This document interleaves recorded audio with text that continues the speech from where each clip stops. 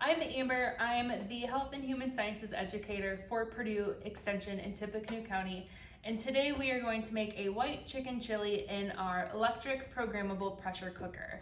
So I'm going to go ahead and start cooking. So right off the bat, I have a Bella brand. There are all sorts of brands of these. Each panel of settings on your pressure cooker will be slightly different if you have a different brand, but essentially we are going to start it on the pressure cooking. So mine will start when I put the lid on, but in our pot I'm going to put that on pause here so it doesn't bark at me the whole time. I'm going to dice one onion. And if you don't like a particular color of onion, feel free to substitute it in with your favorite one. Some people have asked if they can substitute in shallots. That's completely fine. Some people don't like onions at all. I don't think you can really taste too much of it when it is cooked. But if you are really against onions, don't feel like you absolutely have to use one of these. Get this skin off. And while I'm doing this, these pressure cookers have become really popular in the last few years, and they've really come down in cost since then too. I know I was initially against getting one because I thought that it was too expensive, but if you look closer to like the holidays are coming up or some other sales, you can really get them for a good deal. So if cost has been one of the things holding you back, just watch for sales. Sometimes you can get gently used ones at something like a garage sale. Sometimes people were gifted these and they don't really know how to use them, or they prefer to use a different instrument in their kitchen. So if you're on the lookout, generally you can find one for a pretty good deal. But some of the benefits to using these, they're quick. So we will see that we are going to make this chili in just about 20 minutes, and that includes this preparation I'm doing right here as well. So that's a big asset. They are considered to be a green cooking option. So as I talk about this, I'm just gonna dump my chopped onion into my pot here. They're green, so it's one pot meal. I have a cutting board, a knife, and a measuring spoon, and that's pretty much everything. So when I'm done and I'm doing dishes, it's gonna go a lot quicker than if I had to wash 6 or 7 different pots and pans. It's quick, so like I mentioned, we're doing this in about 20 minutes. And it's easy. So with a few steps of preparation and then the press of a button, I can have dinner ready for tonight. I can use the leftovers for a few different days. So that's a great asset as well. Now I'm going to go ahead and get 2 cloves of garlic into the mix here. And again, if you don't have fresh garlic and you'd rather use powdered garlic, that's absolutely great. If you are sensitive to the garlic taste, I know not everyone loves garlic, so you can skip this as well. Let's slip our skins off. And so how these machines work. Like I mentioned, different brands may have different features on their panel, but they all pretty much work by trapping the steam inside of the cooking cavity, and then that helps the pressure inside to go up, which will drive the pressure up as well.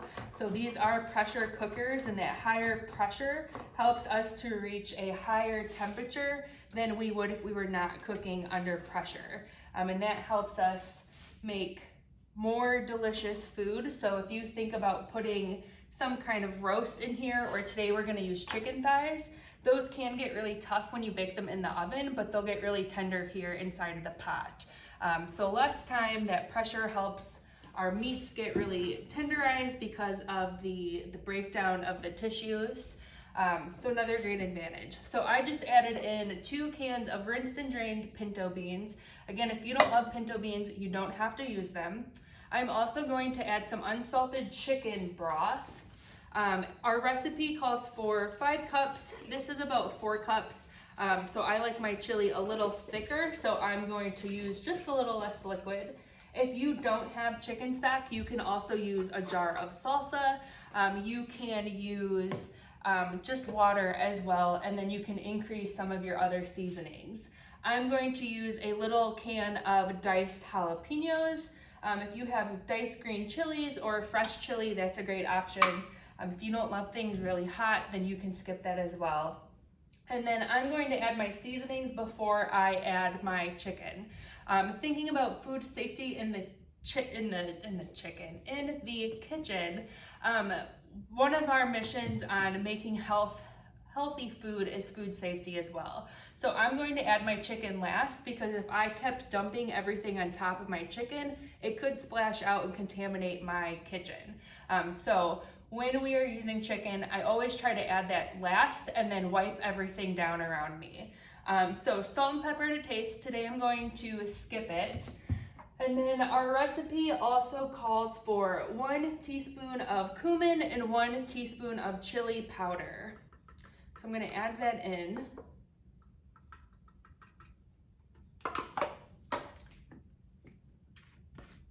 And then these seasonings are really flexible as well.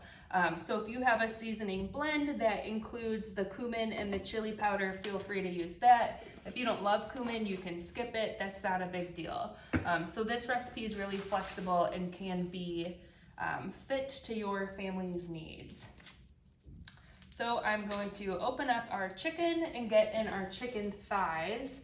I like using chicken thighs because I think they're affordable. You get a mix of that white meat and that dark meat, which is a good source of iron.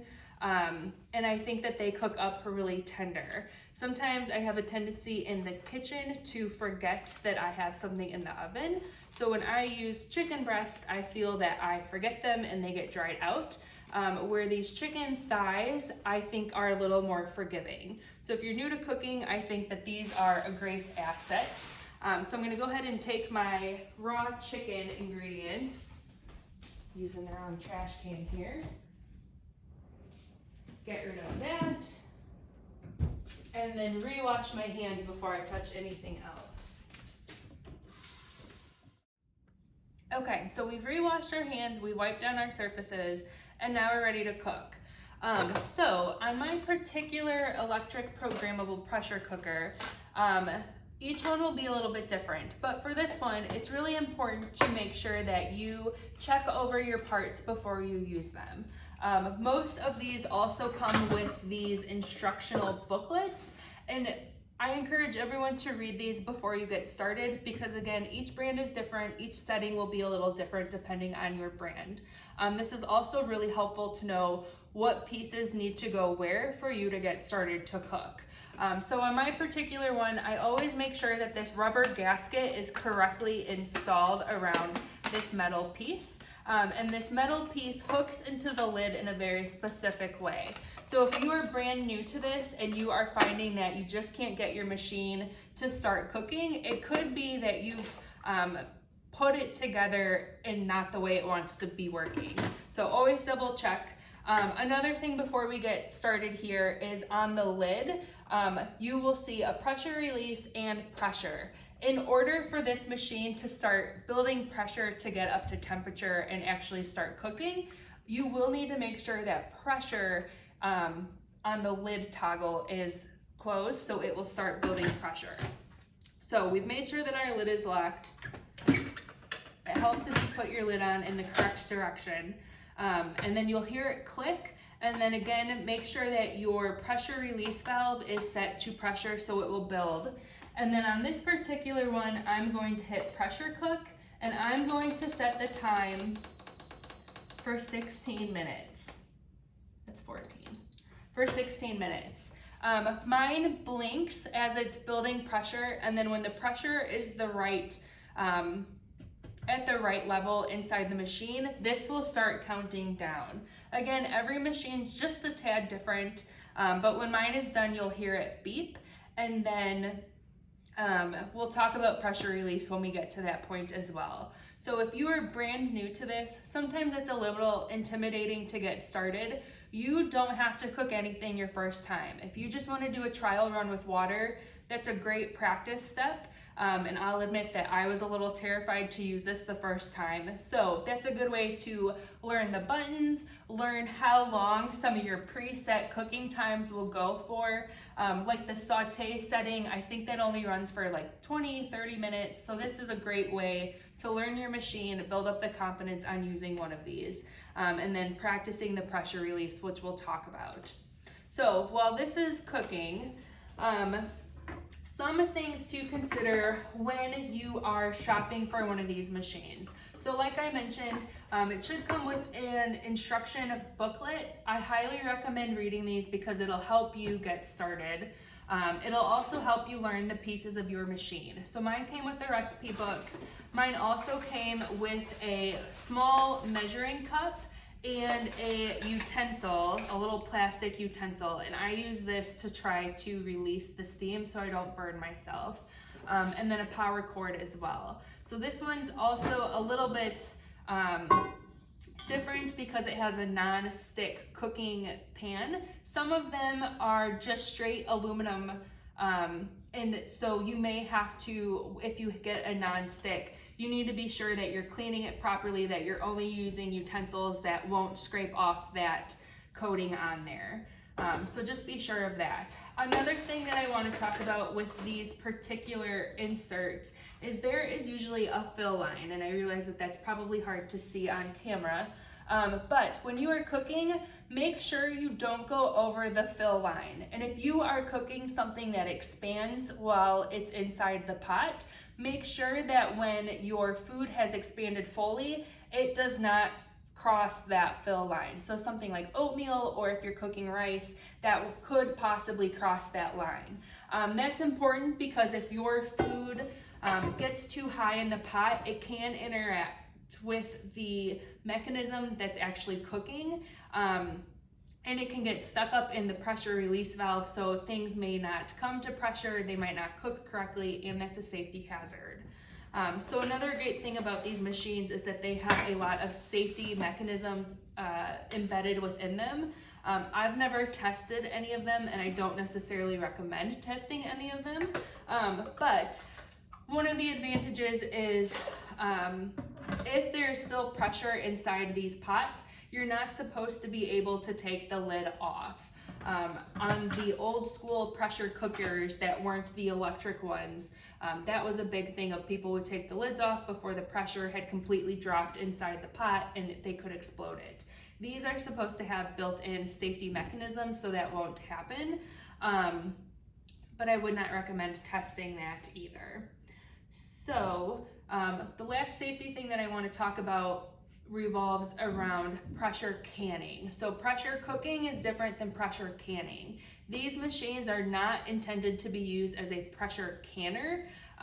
There's no way for us to test that it's getting up to the correct temperature, that it's boiling for the set amount of time. There's a lot of science that's been updated on canning foods, and we know that these machines do not can foods safely. So we do not recommend canning in these machines.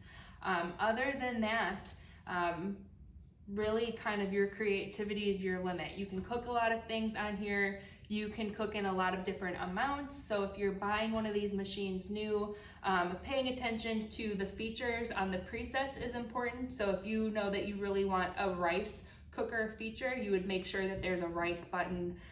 Most of them have saute, slow cook, and pressure cook on there. But some of them have a cake setting, some of them have an egg setting. Mine's really simple and doesn't have any of those features, but if that's something that's important to you, that's an important thing to consider. They come in different sizes as well. So this is sort of a medium-sized one.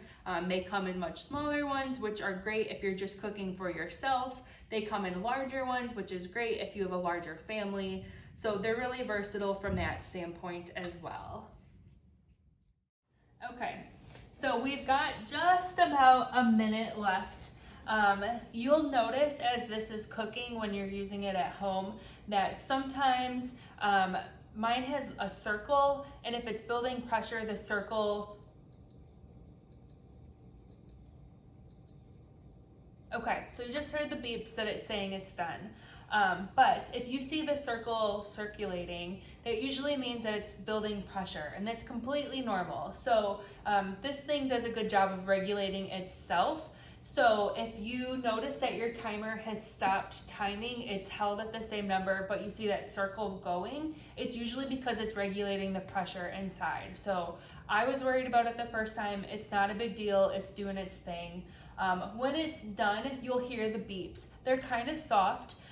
So I know that if I'm in the other room, I'm multitasking, but I need to eat at a certain time for whatever reason, I will set an additional timer. Your timer may be off by a minute or two because, as we just talked about, if it stopped the timer to regulate the pressure, then obviously the timer that you're using would not stop itself to regulate the pressure. So it may be a minute or two off, but it helps give you a good idea of when your dish will be done. So if you can kind of listen, and I'll quit talking,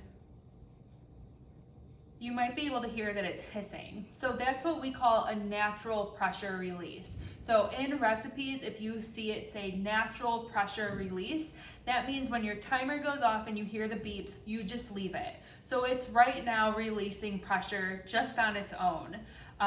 We recommend the natural pressure release for things that get foamy.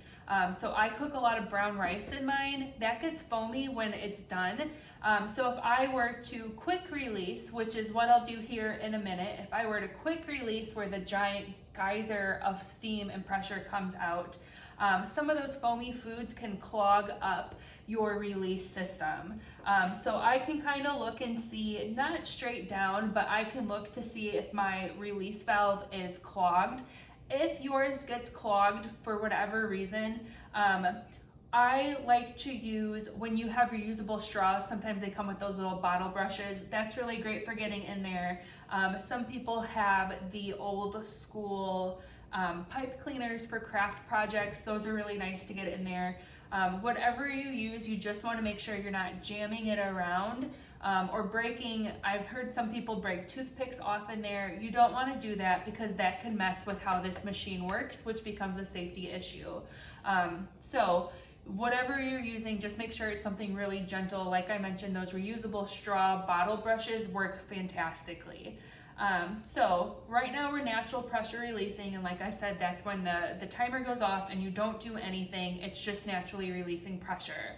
I'm now going to quick release, and you will see a really violent burst of steam and hot air. It's very hot. I don't have an exact number for what the temperature is in here, but the sides of the machine are warm. So I use this little plastic utensil that mine came with. Some people will use an oven mitt. That's a little too close for comfort for me, and that steam can shoot right through your oven mitt and burn your hand. So I don't recommend those, but you can also use something like a wooden spoon. So I'm going to quick release this,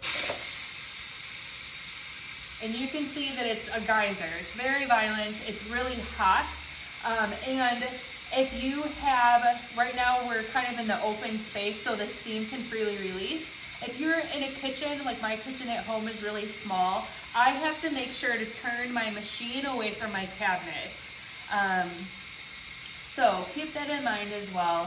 And then as the pressure releases inside of the machine, it will get quieter. So if you have a lot of food in here, like the inside of the pot is very full, it will take longer for that pressure to release. So you just have to be patient, and this is where that safety mechanism of you can't open the lid if there's still pressure inside, that's where that comes into play as well. So I don't always hear it, but if I'm standing here waiting for the pressure to drop, when all of the pressure has fully released, you can hear like a clunk or a clink, and that's this valve sinking completely down into a neutral position. Like I said, I think it's really hard to hear. I don't always notice it, but if the house is really quiet, I can hear it hit. That means that all the pressure is released. What I usually do though is when I don't see it or hear this giant steam volcano coming out, I'll show you here on our second one, I'll take my utensil and I will wiggle this valve around. If there are still steam or I hear any noises coming out when I move it, when I think it might be ready to open, then I just leave it be. Something to note when you open the machine up, try to open it with the lid away from you, because we see the steam coming out of here. It's really hot in there. Chances are if you've got liquid, like we put all of that chicken broth in there, we'll see it bubbling, we'll see that it's really hot. So keep that in mind. If you have older children who are able to help you in the kitchen, just remind them that while these are safe to use, we still have to be careful. There's certain safety things that we need to be aware of. So we will wait for that to come down in pressure before we open it. So we can see that the violent volcano of steam has slowed down. So I always move this gauge around to make sure nothing else comes out. Sometimes you think it's done releasing pressure and it's not. So moving this around kind of helps me to see, yes, there's still pressure that needs to come out, or no, there's not. So I'm going to go ahead and open this. And like I said, I try to open it away from my face. This lid is also very hot. So that's where your oven mitt can come into play as well. Because the sides of this machine will be warm. The handle is fine, but just be careful not to touch the other sides. And then you can see the steam coming out of here as well. So we put those chicken thighs in, and they will be very tender. So I'm actually gonna grab a fork real quick. Okay. So we did not pre-cut these chicken thighs before we put them in there. Sometimes chicken thighs can have a lot of extra fat on them, so if you want to glance them over before you get going and take off any extra fat, feel free to do so. But you can see that these come out pretty fork tender. So what I usually do is I just shred the chicken in the pot after it's cooked. You can, if you want, to pre-cut some of this before you put it in the pan, you can, but I always like to save the time. It's a lot quicker, it's a lot easier. If we're thinking about it from a food safety standpoint, I'm now shredding cooked chicken, so my risk of spreading some of those harmful bacteria are a lot lower because I'm not using the raw chicken, cutting that into pieces. So you can just sit there and shred your chicken. And then our beans are in there as well. So like I said, this recipe is really flexible. Sometimes if I don't quite have chicken broth, but I came across a can of salsa that's on sale, I will dump that in there as my liquid. I talked about reading your instruction manual at the beginning. That's where knowing the minimum amount of liquid that your machine needs to use is important, so that salsa can be substituted in for your liquid. It does need some amount of liquid, about a cup to a cup and a half, depending on your machine, to help build that pressure inside. So it needs that moisture to build the steam, to drive that pressure up, which will make the temperature up, which helps us cook quicker. So those are some things to keep in mind. Your chili is great with some avocado if you have it. I mentioned salsa. I know some people like to eat their chili with a little cheese or with some saltine crackers. So this is a really fast, easy dish that you can use going into fall in the winter. So I hope you enjoy it.